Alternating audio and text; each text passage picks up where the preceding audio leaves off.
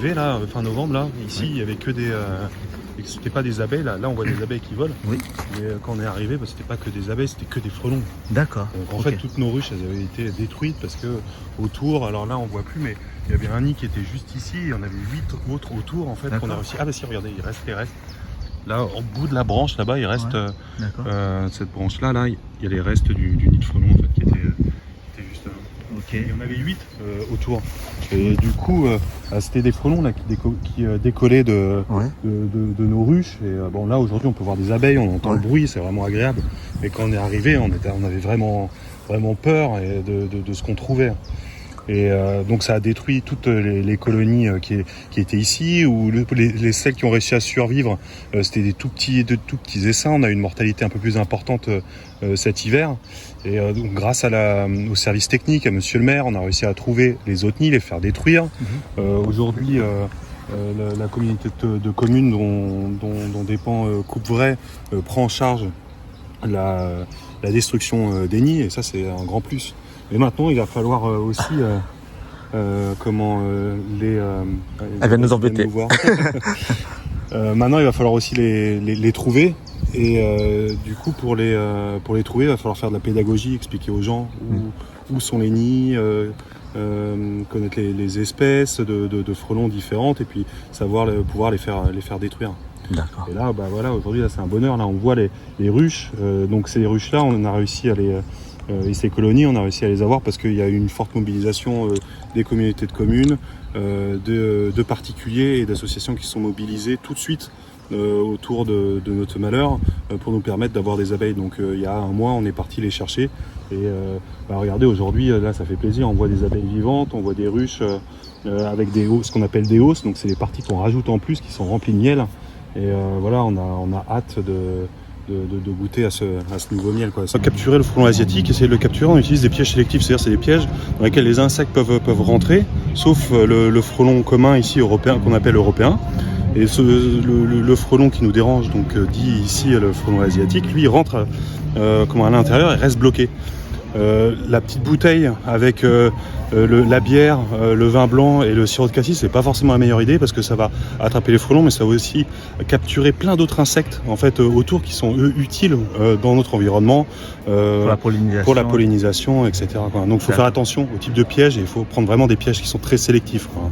Alors aujourd'hui, commune par commune, on travaillait chaque commune détruisait les nids de frelons asiatiques sur l'espace public. Or, il s'avère que beaucoup de nids de frelons asiatiques s'implantent dans le domaine privé. Et là, bien souvent, c'est à la déclaration du propriétaire, et s'il a envie de le faire détruire ou pas détruire, et il y a un coût qui était important pour le particulier.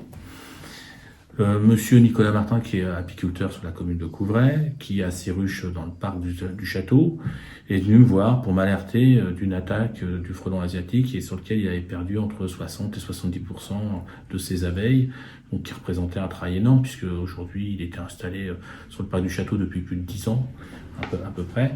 Et, je crois qu'il avait créé une variété d'abeilles, une espèce d'abeille, oui, il a une variété d'abeilles toute particulière qui est assez endémique de notre secteur et qui est une abeille brune. Alors, j'ai plus le nom latin, je suis pas assez calé pour donner le nom latin, mais voilà, c'est difficile à reconstituer puisqu'il y a une certaine rareté du fait que ce soit endémique sur le secteur, bien évidemment, c'est assez compliqué.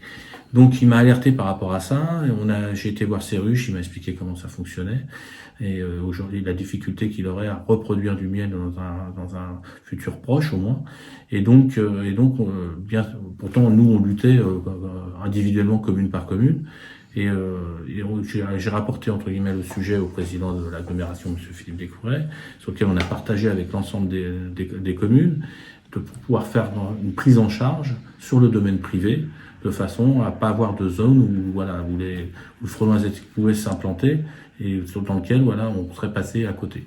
Et aujourd'hui, il y a une action complète qui se fait à l'échelle du Val d'Europe sur la prise en charge. Il suffit de déclarer le nid de frelon. Il y a une vérification qui est faite pour voir si c'est bien du frelon asiatique, et à partir de ce moment-là, la totalité de la destruction du nid est prise en charge. D'accord. Là, est-ce qu'il y a eu, depuis la mise en place de cette opération, est-ce qu'il y a eu Bah là, on rentre réellement dans la saison là, donc on va le découvrir. D'accord. Cet hiver, c'était un peu compliqué puisque voilà, il n'y a pas de mise en place. Les abeilles sont en état de sommeil. Donc maintenant, on va voir si réellement il y a une utilité à ça à partir de maintenant, quoi. D'accord. Ça correspond à combien à cette prise en charge, grosso modo en termes de... En termes de coût, c'est entre 150 et 250. Après, c'est difficile d'évaluer le coût parce que soit c'est dans une zone accessible, soit c'est en haut d'un arbre. Donc il y a la proximité ou pas du nid qui a un coût sur le prix. C'est-à-dire que le particulier, il choisit le professionnel. Non, c'est pas ça. On a un contrat, nous, au niveau de l'agglo, avec un prestataire, et on fait intervenir ce prestataire à partir du moment où le nid est identifié et est sur le domaine privé. Donc voilà, la prise en charge est faite par ce prestataire et ce contrat par la collectivité sur le domaine privé. C'est une super action parce que les abeilles, on a déjà pas mal de problèmes en ce moment avec les abeilles. Il y a des problèmes de varroa, il y a des problèmes de climat, il y a des problèmes d'habitat aussi. Alors ça c'est pour les abeilles domestiques, mais c'est aussi valable pour les abeilles sauvages. Et ce frelon qui vient se rajouter en fait en plus, ça met à mal en fait les colonies dans leur existence, ça les perturbe, elles sont moins bien préparées pour l'hiver. Et en fait le fait de pouvoir faire détruire les nids grâce à l'agglomération, c'est un plus qui permet de réguler la population de frelons autour des ruches. Alors il y a ce côté-là, il y a ce côté aussi prévention où on va parler où est-ce qu'on peut trouver les nids, à quelle période de l'année, comment ils sont actifs, et de permettre en fait à toute la population de se mobiliser autour de ce problème qui touche les apiculteurs mais qui nous touche tous aussi parce que c'est tout notre écosystème en fait qui est remis en question avec ce frelon, cet invasif qui vient détruire les insectes. On est super fiers cette année parce que pour récompenser notre travail, on a une médaille d'argent au concours général agricole qui est un très bon concours de miel et ça au salon de l'agriculture, c'est ça? Ouais, salon de l'agriculture. Donc, ça c'est une vraie médaille qui reconnaît tout le travail qu'on a fait. Qui donne un peu du baume au cœur quand même. C'est un plus tout ce qu'on peut se faire.